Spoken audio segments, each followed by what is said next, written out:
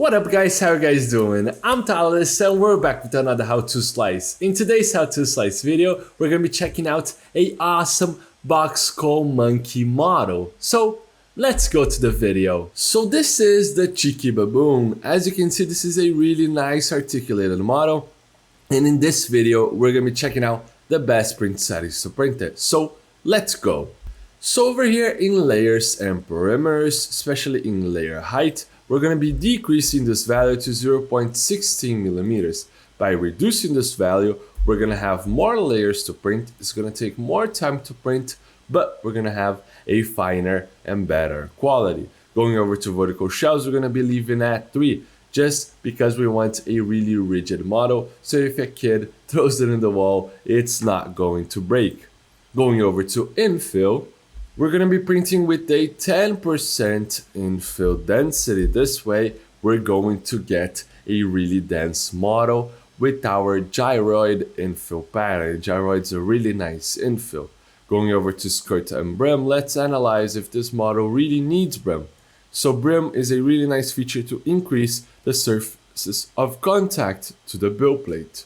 So this is the area that is touching the build plate. By adding brim, it will increase to help with bed adhesion. In this case, this is a articulated model. And in articulated models, I do not recommend adding any brim, because by adding brim, sometimes these parts right here connect and they're quite hard to remove, and it leaves some sharp edges and sometimes loses the effect of the articulated brim. So to help with our bed adhesion, there are some tips to help to print this without it unsticking from the build plate or falling off. So some good practice is to always clean your build plate really well with some isopropylic alcohol or detergent, just to get a really clean surface to print on, to remove all of the oils from your finger and dust that are on the build plate, because that impacts a lot the bed adhesion. Another thing is make sure that your print is really well leveled to get a really good first layer, because a good first layer is gonna adhere.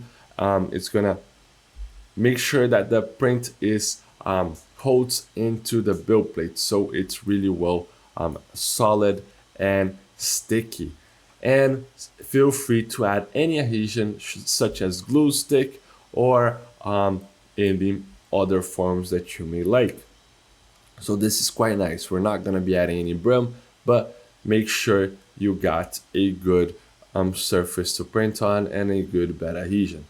Right here on support, this model is optimized for printing, so we do not need any support.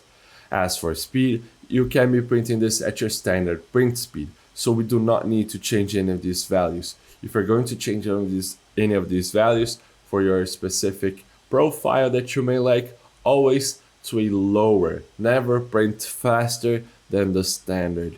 It's better to print slow and print one time with a good quality than trying to print really fast and it failing multiple times.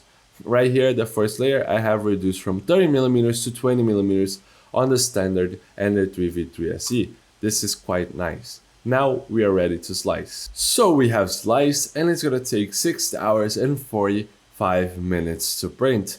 As you can see, with all of the layers, they are printing quite nice, with a really good first layer. All of the overhangs your printer can print, and if we take a look at the speed, it reduces the speed on small perimeters. So this is quite nice. Grab a really nice film that you have laying around and print this model right now. So the model is ready to print. Make sure you check out stlflix.com for more models like this one, and I'll see you in another one. I hope you guys enjoy it. Those slicing videos are an initiative from STL Academy, which is the educational project from STLFlix. So if you guys want to learn more about 3D printing, you could check our description and look at STL Academy courses. And don't forget, see you guys at the next slicing.